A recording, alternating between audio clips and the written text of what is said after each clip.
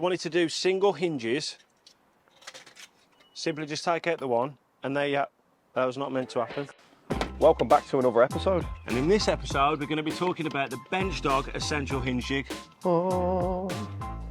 Kind enough to send us over this jig, so we're going to put it through its paces now, see how it works, and then at the end, give you our opinion. So BenchDogs have worked closely with Dan Cox, the inventor of the Essential Roofing Square, to come up with a top-of-the-line hinge jig that once set up can really speed up the process of your fitting doors. So it's basically like if Batman got with Superman and created a perfect love child. So essentials, before we start, I want to talk about what actually comes in the box. So you'll get your 4-inch hinge blocks with your fire door check. You'll get your 3-inch hinge blocks. You'll get your connector. Shh, that weren't meant to happen on what's now. Oh, you're going in there. Let's go in the attic. I know. You'll get your connector block, 6 alignment leaf plates with thumb screws, a couple of spare accessories. And also, the most unique thing is the clamping system, which other hinge jigs don't have, so there is no damage to the door once you use this system. Most of them either have the pins that you're hammering, or you've got a screw block to it. Yeah, so definitely a win already with the clamping system. So let's talk about setting it together. So you'll be able to see just how easy it is to actually get set up with your jig, seeing as we are unwrapping it for the first time and we're about to use it on hanging a door. We sure are. Wonder whether you can see this.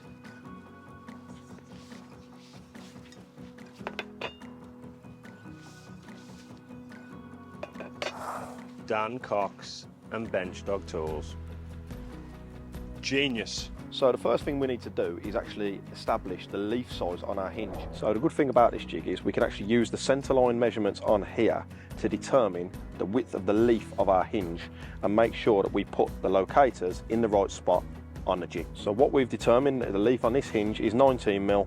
So I've put the locator here on the 19mm section on the hinge block, screwed that up, and that sets our depth perfectly. I think it's fair to say that with most jig systems, for anything that we do, it takes a bit of time to set your jig up, but once you are set up, then it massively speeds the process up when you're doing repeat work like hanging doors, things like that, setting handles. 100%. I know you're a big jig fan, aren't you? Oh, you've got a jig for everything.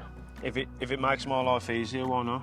Yeah. So a lot of people who are hanging doors to existing frames, this is great as well because you can just measure the distance and you can work this out from the top of your hinge jig.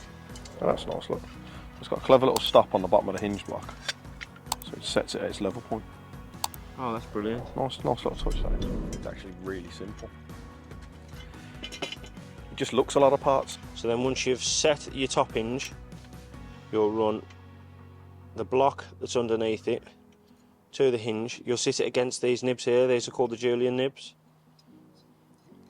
And then you'll tighten it as so.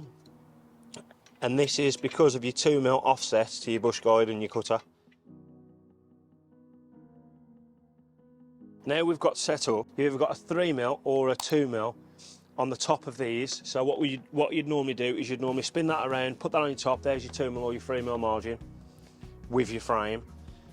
In this instance, it's going to be slightly different because these doors are actually into existing frames.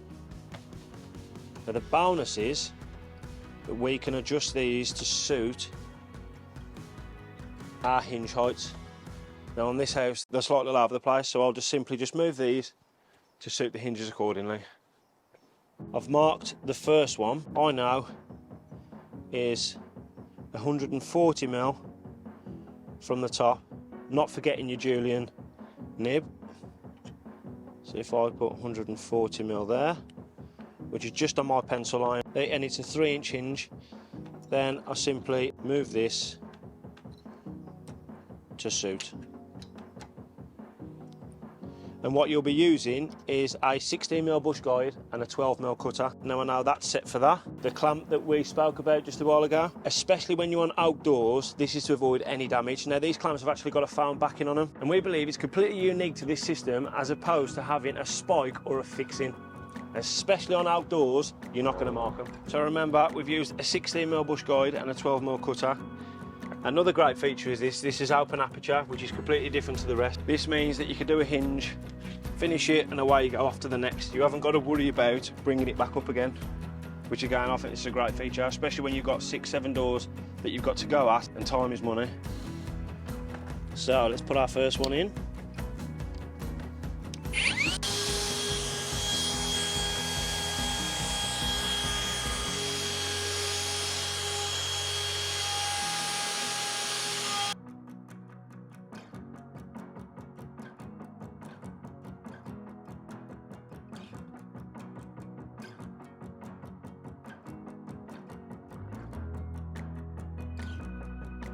Now all I've got to do is chop the corners off and we're done. As you can see, it doesn't get any better than that. And that's the BenchDog and Dan Cox Essential Carpenter Hinge Jig.